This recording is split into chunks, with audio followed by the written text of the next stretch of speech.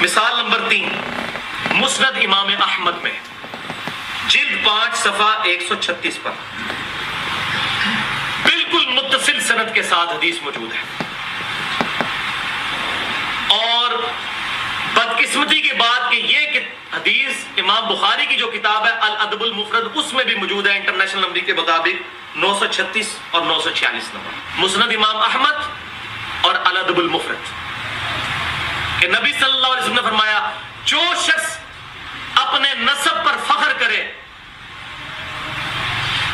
اس کو کہو کہ اپنے باپ کا عضو تناسل کاٹ کے اپنے منہ میں رکھ لے. اور یہ بات کنائے سے نہ کرنا، ڈائریکٹ بات کرنا کہ اپنے باپ کی شرمگاہ کاٹ کے اپنی زبان پہ رکھ لو اگر تم اپنے جاہلیت والے نسب پہ فخر کرتے ہو. استغفر اللہ تو بولی حضور ایسی زبان سے بات نکال سکتے ہیں؟ سورۃ القلم میں ہے وَإِنَّكَ لَعَلَىٰ خُلُقٍ عَظِيمٍ. نبی صلی اللہ علیہ وسلم اخلاق کے بلند ترین درجے پر فائز ہیں. اور صحیح بخاری اور مسلم کی متفق علیہ حدیث ہے کہ سیدنا ابو سعید خدری رضی اللہ تعالیٰ عنہ کہتے ہیں کہ نبی صلی اللہ علیہ وسلم میں تو کنواری لڑکیوں سے بھی زیادہ شرم و حیا تھی. اس حدیث کو احمد بن حنبل نے ضعیف تو کو نہیں کہا ہوا، سند نقل کر دیا، حکم کو نہیں لگایا ہوا. تو مانے بےمان ہو جائے اس حدیث کو مان کے. بسم اللہ الرحمن الرحیم. السلام علیکم. جی دوستو، آپ نے دیکھا کہ مانے بے ایمان ہو جائے اس حدیث کو مان کے. تو کمال کی بات ہے کہ اس حدیث کو مان رہے ہیں البانی صاحب. وہ کہہ رہے ہیں کہ یہ حدیث صحیح ہے. ان کی کتاب ہے سلسلہ احادیث صحیحہ مکتبہ شاملہ جلد 1 صفحہ نمبر 537 حدیث ہے 269. اس میں لکھتے ہیں کہ یہ حدیث صحیح ہے. اور اس کی چہیتی ہے اسلام 360 میں مسند احمد حدیث نمبر 9737. آپ دیکھ لیں یہ حدیث ہے. اور کیا لکھا ہوا ہے؟ صحیح، یعنی یہ حدیث صحیح ہے. تو اسلام 360 والے بھی مان رہے ہیں اور بیمان ہو گئے، ظاہر مان رہے ہیں اس کو صحیح. اور جناب البانی صاحب بھی کہہ رہے ہیں کہ یہ صحیح ہے. آپ نے البانی کو بے ایمان بنا دیا اور اسلام 360 والے کو بھی بے ایمان بنا دیا. لیکن کمال کی بات یہ کہ جتنے بے ایمان ہیں وہ سارے مرزا کے امام ہیں. مرزا صاحب کے امام بے ایمان لوگ ہیں. اب آگے دیکھیں کہ وہ البانی صاحب کو امام کہہ رہا ہے. الحمدللہ یہ جو شیخ ناصر الدین البانی ہے رحمہ اللہ، جن کو میں کہتا ہوں کہ وہ نیوٹن اور آئنسٹائن تھے. جی یہ نیوٹن اور آئنسٹائن تھے. وہ یہ کہہ رہے ہیں کہ یہ جناب جس کو آپ کہہ رہے ہیں نا کہ یہ گستاخی والی روایت ہے، وہ کہہ رہے ہیں کہ یہ صحیح ہے. تو آپ کے فتوے کے لحاظ سے آپ کے آئنسٹائن بے ایمان ہو گئے. اب انہیں آئنسٹائن بھی کہہ رہے ہیں جناب ان کے پاس جو ہے وہ ڈگری تو کوئی نہیں تھی، گھڑی ساز تھے. ہماری طرح وہ انجینئر ہی تھے آپ کہہ لیں. اس اعتبار سے شیخ ناصر البانی یہ اہل سنت کے امام ہیں آج کی ڈیٹ تک. تو امام ہی ہیں. بعد میں کوئی ان کو خارج کر دے تو وہ ویسے تو اب وہ اتنے بڑے ہو چکے ہیں کہ نہ تو اب شیخ زبیر صاحب سے کوئی جان چھڑا سکتا ہے نہ شیخ البانی. اچھا جی، کوئی ان سے جان نہیں چھڑا سکتا. آپ نے تو کیا کر دیا، ان کو بے ایمان بنا دیا. دوستو جب جاہل لوگ اس طرح کی تبلیغیں کریں تو اپنے اماموں کو بھی بے ایمان بنا دیں گے، اپنے ماننے والوں کو بھی کیا بنا دیں گے، بے ایمان بنا دیں گے. اور یہ روایت مشکات المصابیح میں بھی ہے جلد 3 صفحہ نمبر اس کا ہے 87 اور روایت نمبر 4902. جس کو کہہ رہا ہے کہ اس کو مان کے بندہ بے ایمان ہو جائے، وہ اس نے اپنے سامنے رکھی ہوتی ہے قرآن پاک کے نیچے. یہ وہ روایت ہے جس کو ماننے والا بے ایمان ہو جاتا، لیکن اس نے قرآن کے نیچے وہ روایت والی کتاب رکھی ہوئی ہے. کہتا ہے کہ جناب ان کتابوں کو چوراہے پہ رکھ کے آگ لگا دے جن میں آپ علیہ السلام کی گستاخی ہو.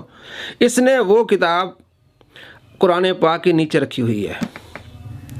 ہمارا موقف یہ ہے کہ اگر ایسی گستاخی والی روایت ہو یا ایسا غلط واقعہ ہو تو ہم یہ کہہ دیں کہ یہ غلط واقعہ ہے. یہ نہیں کہیں گے جناب اس کتاب سے اس کو نکال دیں. اگر نکالنے والی بات مرزا کرتا ہے تو سب سے پہلے پھر آپ یہاں سے مشکات المصابیح سے نکالیں، اور بلکہ وہ کتاب تو کم سے کم ہٹا لیں. آپ کہتے ہیں فلاں بزرگ کی کتاب میں جناب گستاخی ہے، سنیو اس کو کیوں تم چھپواتے ہو. چشتی رسول اللہ جو ہے چلیں ہم مانتے، وہ کہتا ہے چلیں اس بزرگ نے نہیں پڑھایا ہوگا لیکن یہ چھپ کیوں رہی ہے، آپ اس کو بند کیوں نہیں کرواتے. مرزا صاحب آپ بھی مسلمان ہیں، آپ کیوں نہیں بند کرواتے.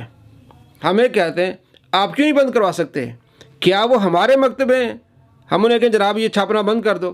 اسی طرح تو آپ پھر یہ بھی حکم دیں کہ بخاری چھاپنا بند کر دیں، مشکات المصابیح چھاپنا بند کر دیں، مسند احمد چھاپنا بند کر دیں، کیونکہ اس میں وہ روایات ہیں جو بندہ مانے کو بے ایمان ہو جائے گا.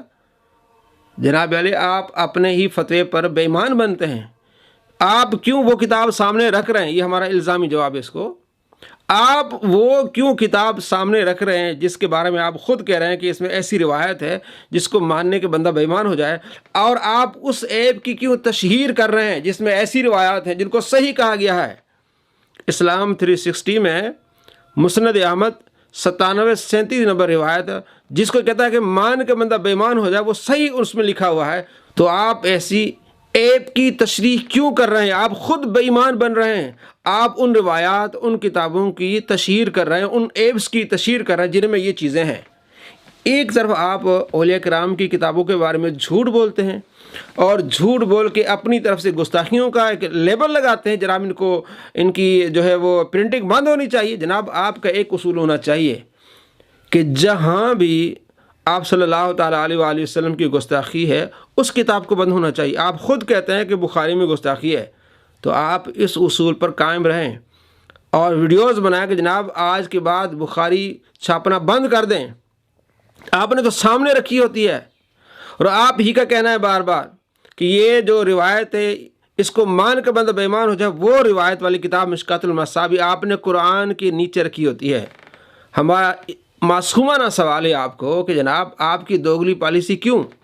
وہاں تو کہتے ہیں وہ کتابیں نہیں چھپنی چاہیے، ہم کہتے ہیں ہم آپ کے ساتھ ہیں۔ آپ کھڑے ہو جائیں نا، آپ یہ اصول بنا کہ ہر اس کتاب کو چھاپنا بند کر دیں جس میں آپ صلی اللہ تعالیٰ علیہ وآلہ وسلم کی گستاخیوں میں آپ کے ساتھ ہیں۔ آپ صرف اولیاء کے بغض میں آگے ایسی باتیں کرتے ہیں، آپ دوغلے ہیں، آپ دوغلی پالیسی اختیار کرتے ہیں۔ آپ کے دل میں اگر آپ صلی اللہ تعالیٰ علیہ وآلہ وسلم کی محبت ہے تو آپ یہ کہتے ہیں کہ جناب آج کے بعد جس کتاب میں بھی آپ صلی اللہ تعالیٰ علیہ وآلہ وسلم کی گستاخی ہوگی، اس طرح کی چیز ہوگی، اس کتاب کو چھاپنا بند کر دیں۔ پھر کم سے کم آپ یہاں سے ابتدا کریں کہ اپنے سامنے سے ان کتابوں کو ہٹا دیں، پھر ہم مانیں گے واقعی بھی آپ عاشق رسول ہیں، آپ کے دل میں آپ صلی اللہ تعالیٰ علیہ وآلہ وسلم کی محبت ہے۔ ادروائز یہ آپ کا سارا ڈھونگ ہے، اور ہے ہی ڈھونگ آپ کا۔ دوسری یہ سارا فراڈ کرتا ہے، یہ ایسے اماموں کو مانتا ہے، اپنا امام ان لوگوں کو مانتا ہے جو ان روایت کو صحیح کہہ رہے ہیں، جن کے بارے میں کہہ رہا ہے کہ ان کو مان کے بندہ بے ایمان ہو جائے، وہ ان کو صحیح کہہ رہے ہیں، تو یہ بے ایمان بن گیا، بے ایمانوں کے امام بنا رہا ہے، ان ایبس کی تشہیر کر رہا ہے جن میں یہ روایات موجود ہیں اور ان کو صحیح کہا گیا ہے۔ سارا اس کا ڈھونگ ہے۔